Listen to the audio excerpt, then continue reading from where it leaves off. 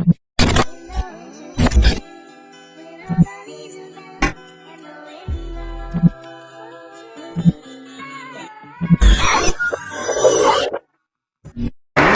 and gentlemen, please welcome Chief Justice Roberts to administer the presidential oath of office.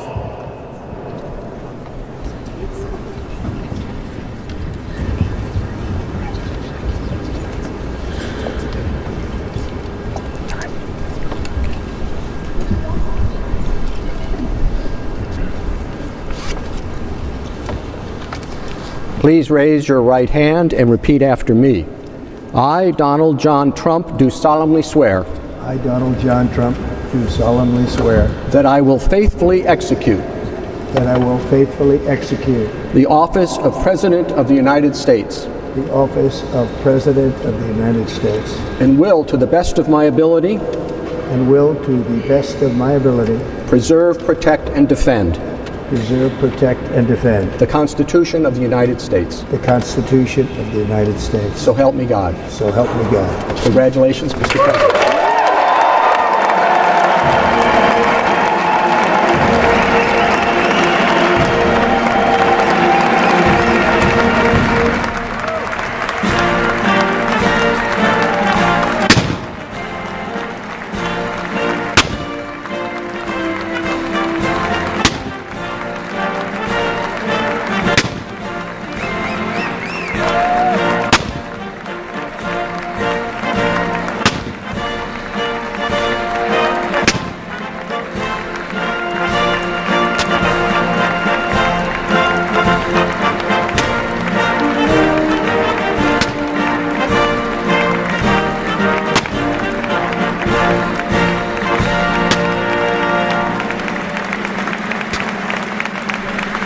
President Trump capping his comeback by returning to the White House after 4 criminal indictments and 2 assassination attempts. And in his inaugural address, Trump listed his priorities while vowing a golden age for the country, which begins today.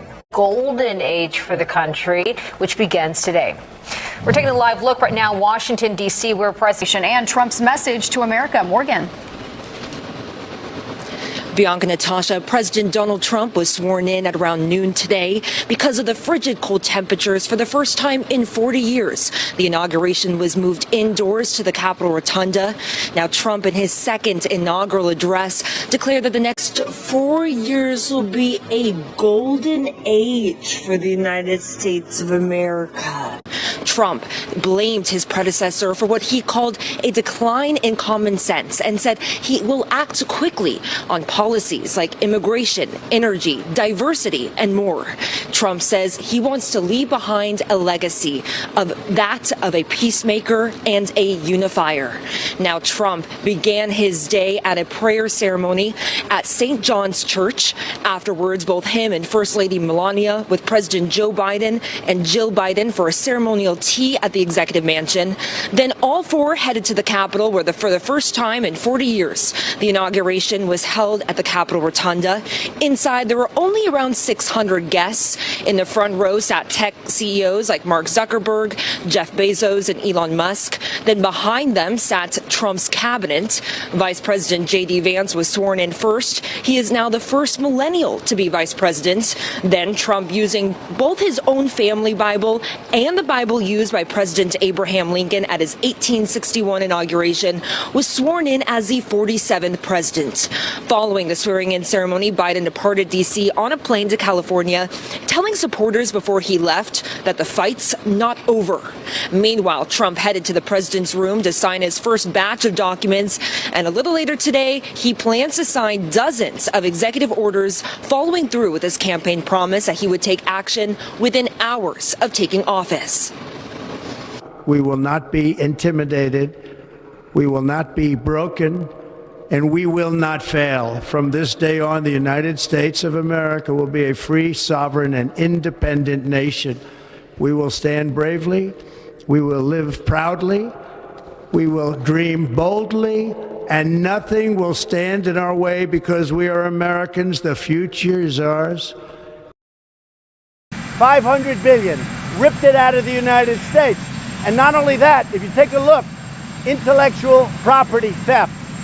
Add that to it, and add a lot of other things to it. So somebody had to do it. I am the chosen one. Somebody had to do it. And our golden age has just begun. One. Somebody had to do it. Somebody had to do it. And our golden age has just begun. One. And nothing will stand in our way because we are Americans. The future is ours. And our golden age has just begun.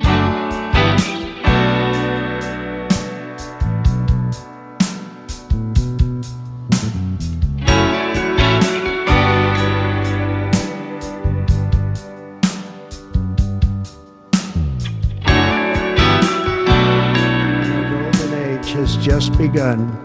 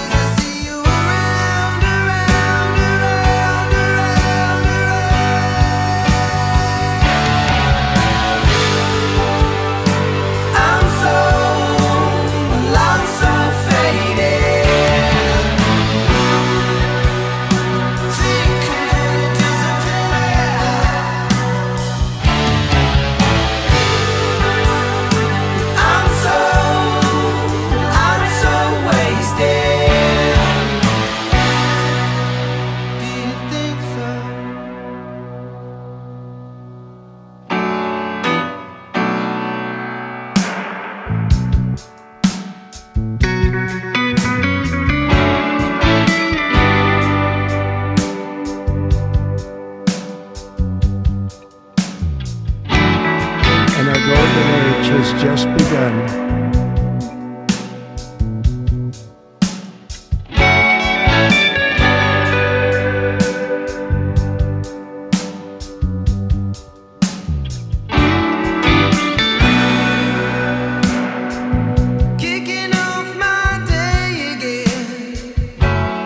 I was just putting up a piece about Elon Musk and his salute. I think he did it twice, and somebody said it wasn't a fascist salute; it was a Roman salute. The Roman salute, first of all, was a contrived bit of history, which goes back to paintings in the 18th century. But secondly, the Roman salute was the source of the fascist salute. I think it was adopted in about the mid-1920s by Mussolini. A hand gesture by billionaire Elon Musk during a speech at Donald Trump's inauguration is causing controversy, with some comparing it to a fascist salute. Let's take a look at a celebratory rally in Washington while thanking the crowd. There you see it, the world's richest man slapping his right hand to his chest and extending his arm outward in a gesture that resembled a Nazi salute. Musk then turned to the audience behind the podium and repeated the gesture, as we've just seen.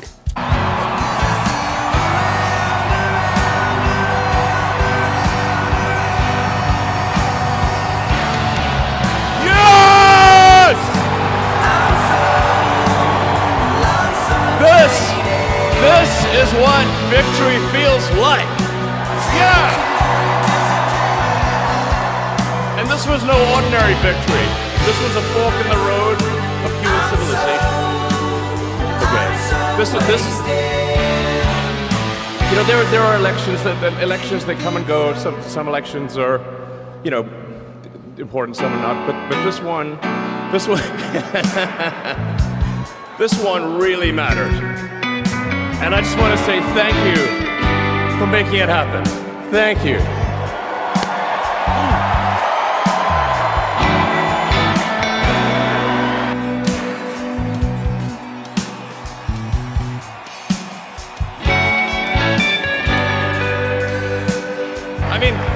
Can you imagine how awesome it will be to have American astronauts plant the flag on another planet for the first time?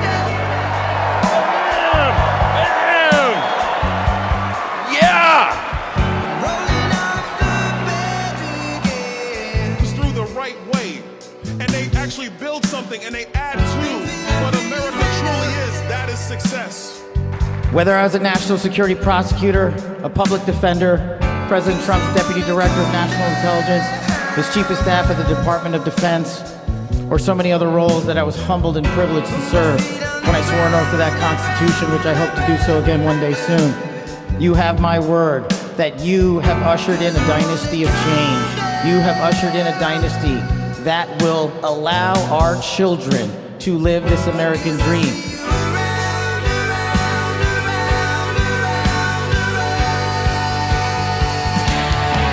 You've inspired me beyond words. Your love, your devotion, your commitment to our country, everywhere I go, shows us that we are not only the beacon of hope, but we are the land of constitutional justice. We are the land under Donald J. Trump and J.D. Vance where we are going to end the two-tier system of justice. We are going to remove the weaponization of the intelligence community for political purposes. And we are going to put the men and women of America first.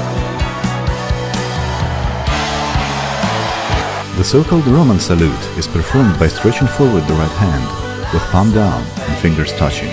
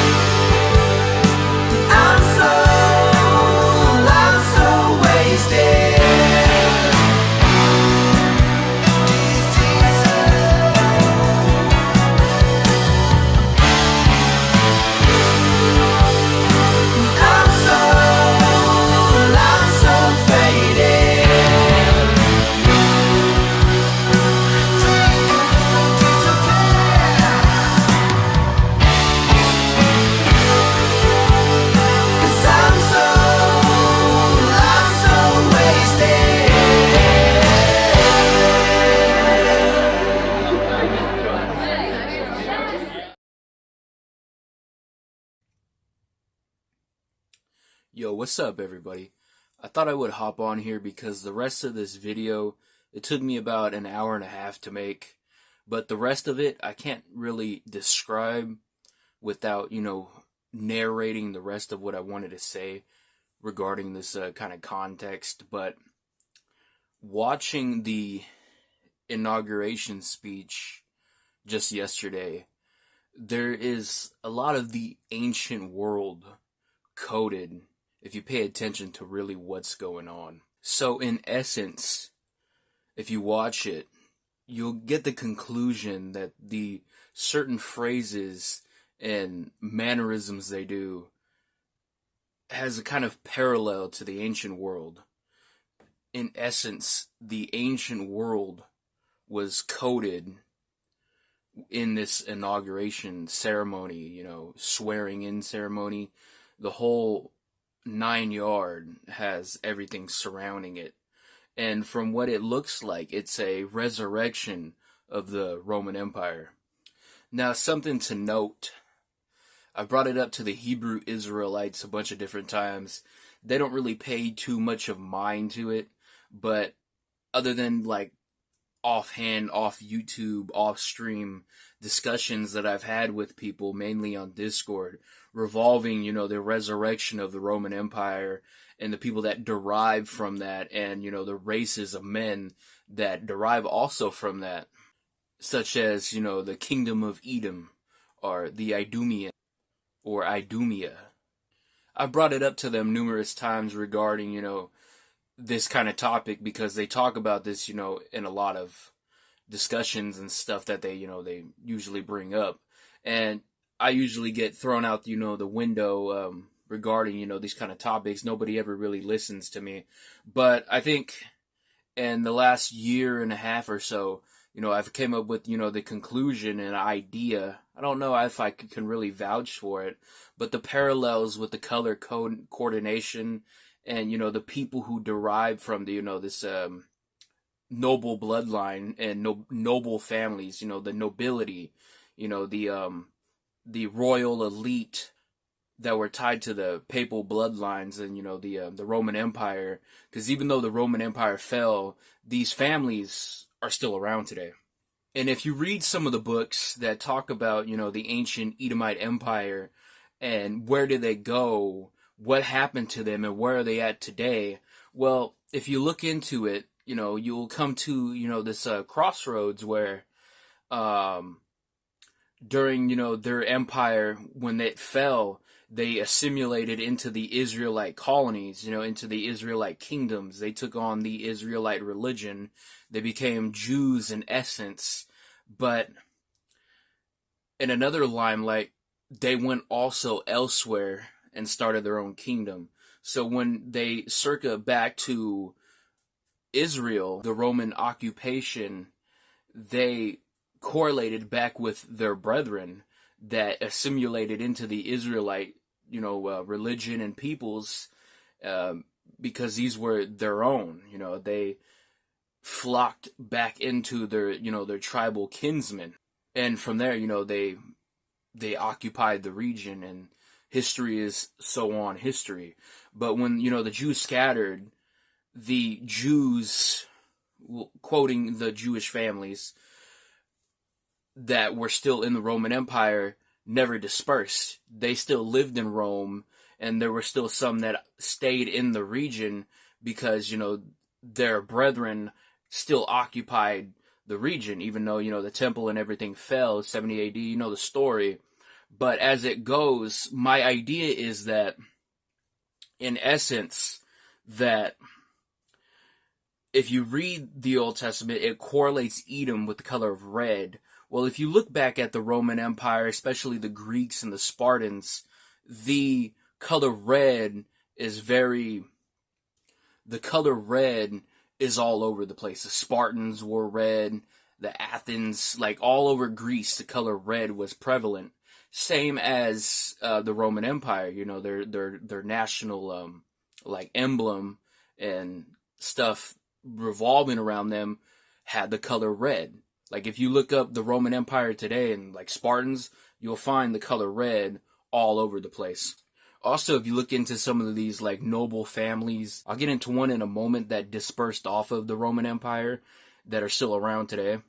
But if you look into the noble bloodlines, the Bogier family, you'll see the color red. I believe it's a rose. The Red Cross organization. Also, some of these families use the Red Cross, the red rose.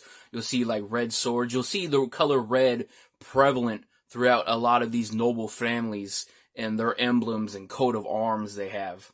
But one of these ancient families nowadays that had part in the establishment of Israel during World War II. If you watch my video that I posted, it's a repost. I've also edited into a few of my Saturn-related videos by David Icke. He goes into, the establishment of Israel, and he briefly mentions the Rothschilds. Well, Rothschilds means red shield. You see what I'm saying? And their coat of arms and like their family logos use the color red. So you'll see a reoccurrence of these Roman, Italian, Mediterranean families along with these Roman Greco-Jewish families as well. Both of these simultaneously are coexisting with each other. If you still look at it today, a lot of them are still involved with each other. And, that had me thinking not too long ago that what if these, this is the modern Edomite bloodline? And, you can connect these families back to many of the modern political structures and governments of today. If you look at like communism, socialism, Russia, the Soviet Union, the Bolshevik movement, a lot of these other, political and government institutions, you'll all see the color red reoccurrence all over the place. And that just had me thinking, like, why is that? You know what I'm saying? Like, why is that a thing? So I just wanted to bring that up to the discussion. I don't necessarily know how to format that in, the kind of like video that I just did. So I thought I would hop on here, briefly mention that. If anybody wants me to explore, this kind of topic later on, I would definitely will. But more or less, this is revolving around the inauguration. And as I mentioned, that this definitely is a resurgence of a resurrected Roman Empire.